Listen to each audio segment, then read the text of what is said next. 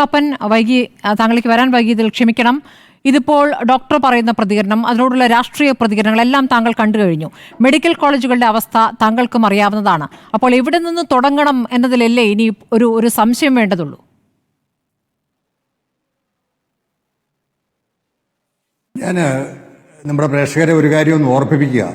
അതായത് യുപിയിലെ ഗോരഖ്പൂർ മെഡിക്കൽ കോളേജിലെ അവിടുത്തെ കുട്ടികൾക്ക് ഓക്സിജൻ സിലിണ്ടർ യഥാസമയം ഇല്ലാഞ്ഞതുകൊണ്ട് കുട്ടികൾ മരിക്കാനിടയായെന്നും കുറച്ച് കുട്ടികൾക്ക് തന്റെ പോക്കറ്റിൽ നിന്ന് ഓക്സിജൻ സിലിണ്ടർ വാങ്ങിയാണ് ചികിത്സ നടത്തി എന്ന് പറഞ്ഞതിന്റെ പേരിൽ അവിടുത്തെ ഗവൺമെന്റ് ആ ഡോക്ടർ കഫീർ ഖാനെ ബുദ്ധിമുട്ടിച്ചതിനെ കുറിച്ച് യു പിയിൽ ഉണ്ടായതിനേക്കാൾ കൂടുതൽ പ്രതിഷേധം കേരളത്തിലാണ് ഉണ്ടായത്. പക്ഷെ കേരളത്തിൽ തിരുവനന്തപുരം മെഡിക്കൽ കോളേജിലെ അപര്യാപ്തത ചൂണ്ടിക്കാണിച്ച ഡോക്ടറെ ഇവിടെ അതേ ആളുകൾ കാണിച്ച നിലപാട് അത് ഒരു ഇരട്ടത്താപ്പായിട്ടാണ് എനിക്ക് തോന്നുന്നത്. ആരോഗ്യമന്ത്രിയുടെ പ്രൈവറ്റ് സെക്രട്ടറിയെ കണ്ട് 1 വർഷം മുമ്പ് മുതൽ താൻ ഇക്കാര്യം പറഞ്ഞിരുന്നു എന്നാണ് അദ്ദേഹം പറയുന്നത്. വകുപ്പ് മേധാവികൾക്ക് ഭയമുള്ളത് കൊണ്ടാണ് അവർ തുറന്നു പറയാത്തതെന്നും ഇദ്ദേഹം പറയുന്നുണ്ട്. താൻ ഇങ്ങനെ ഒരു കുറിപ്പിടാൻ കാരണം രോഗികളുടെ ബുദ്ധിമുട്ട് നേരിൽ കണ്ടുകൊണ്ടാണ് എന്നാണ് അദ്ദേഹം പറയുന്നത്. അപ്പം അദ്ദേഹത്തിന്റെ കുടുംബം ആണെങ്കിൽ ഭാര്യ ഡോക്ടർ, 2 മക്കൾ ഡോക്ടർ, അവരാരും സ്വകാര്യ മേഖലയിലല്ല പ്രാക്ടീസ് ചെയ്യുന്നത്. അദ്ദേഹം ആ ഫേസ്ബുക്ക് പോസ്റ്റിനെ കുറിച്ച് പറഞ്ഞത് രാഷ്ട്രീയമായ ഒരു ലക്ഷ്യത്തോടു കൂടി അല്ല ഞാൻ ഈ ഫേസ്ബുക്ക് പോസ്റ്റ് ഇട്ടതെന്നാണ്. അതെനിക്ക് കൃത്യമായിട്ട് മനസ്സിലായി. അതും കൂടി ഒന്ന് പ്രേക്ഷകർ അറിയണം, അദ്ദേഹത്തിന്റെ ഒരു രാഷ്ട്രീയ നിലപാട്.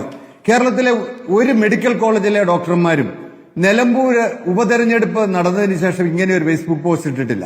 അദ്ദേഹം ഇങ്ങനെയാ ഫേസ്ബുക്കിൽ കുറിച്ചത്: 8 തവണ നിലമ്പൂർ മണ്ഡലത്തിലെ MLA ആയിരുന്ന ആര്യാടൻ മുഹമ്മദിന്റെ മകൻ എന്ന പരിഗണനയും സഹതാപവും, മുസ്ലിം ഭൂരിപക്ഷ മണ്ഡലം, അൻവറിന്റെ ഒപ്പം പോയ കുറേയധികം ഇടതു വോട്ടുകൾ, വളരെ പ്രതീക്ഷിതമായ ഭരണവിരുദ്ധ വോട്ടുകൾ, UDF നേതാക്കളോടൊപ്പം ചേർന്ന് നിന്ന മുസ്ലിം തീവ്രവാദ ഗ്രൂപ്പുകൾ, ഇതിനെയെല്ലാം നേരിട്ട M സ്വരാജ് നേടിയ 66,000 പര വോട്ടാണ് ഈ ഇലക്ഷന്റെ ട്വിസ്റ്റ്.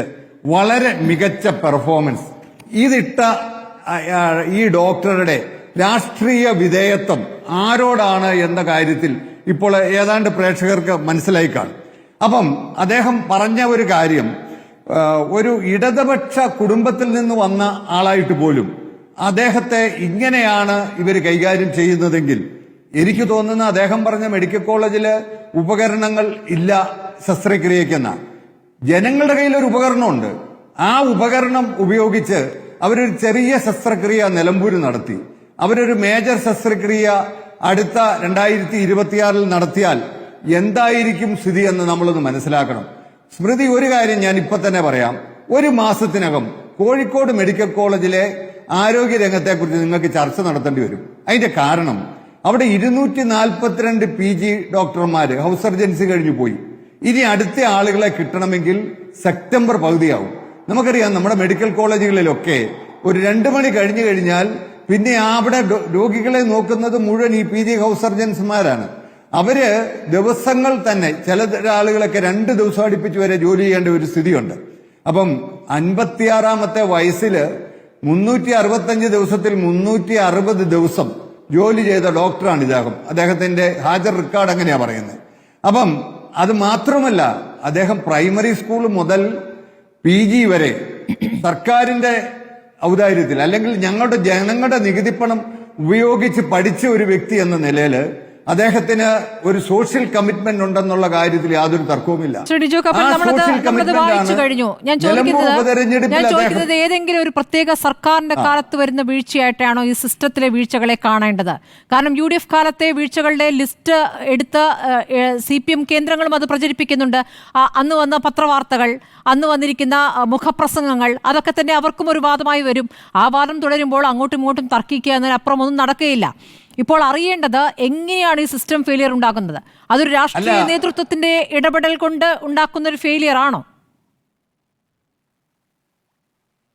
അല്ലല്ല, ഇതിനകത്ത് LDF-ഉം UDF-ഉം ഒന്നും അല്ല.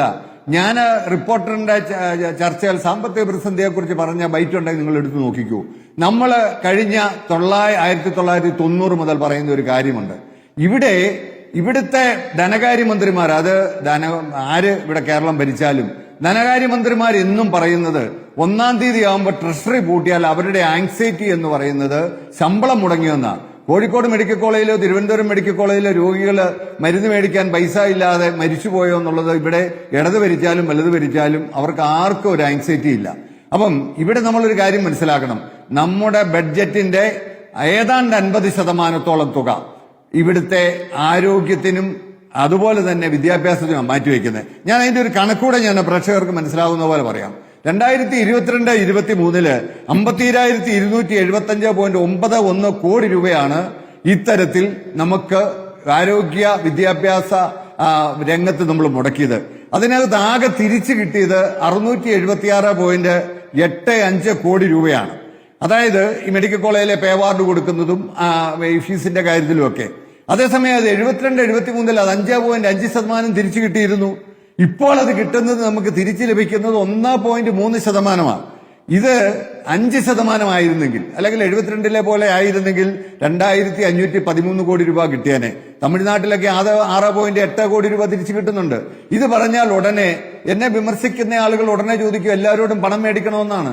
നമ്മളിവിടെ കണ്ടിരുന്നതാണ് AK ആന്റണിയുടെ കാലത്ത് ഈ അവിടെ 2 രൂപ മെഡിക്കൽ കോളേജില് ഈ ടോക്കൺ എടുക്കുമ്പോൾ മേടിക്കുന്നതിന് ഉണ്ടാക്കിയ എതിർപ്പ്.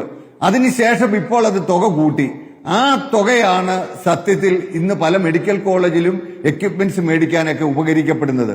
എന്നിട്ട് അവര് സ്കാനിംഗ് മെഷീൻ മേടിച്ചാൽ ആ സ്കാനിങ്ങിന് വേണ്ടിയിട്ട് നിർദ്ധരായ രോഗികളെ ഒഴിച്ച് ബാക്കിയുള്ളവരുടെയൊക്കെ 1000 രൂപ മേടിക്കും.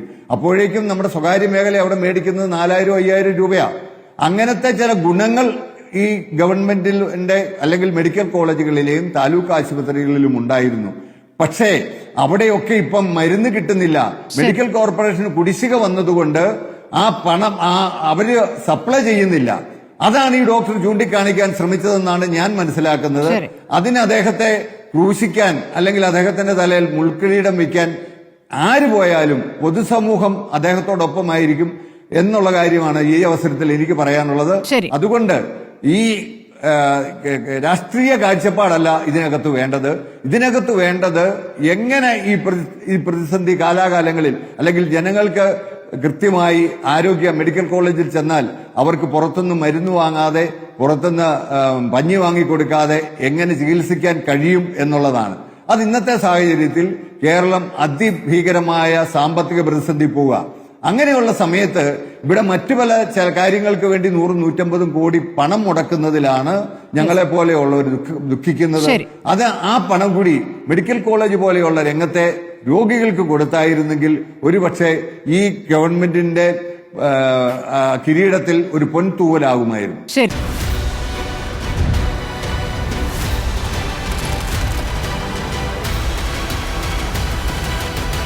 ഡിബേറ്റ് വിത്ത് സ്മൃതി പരുത്തിക്കാട്.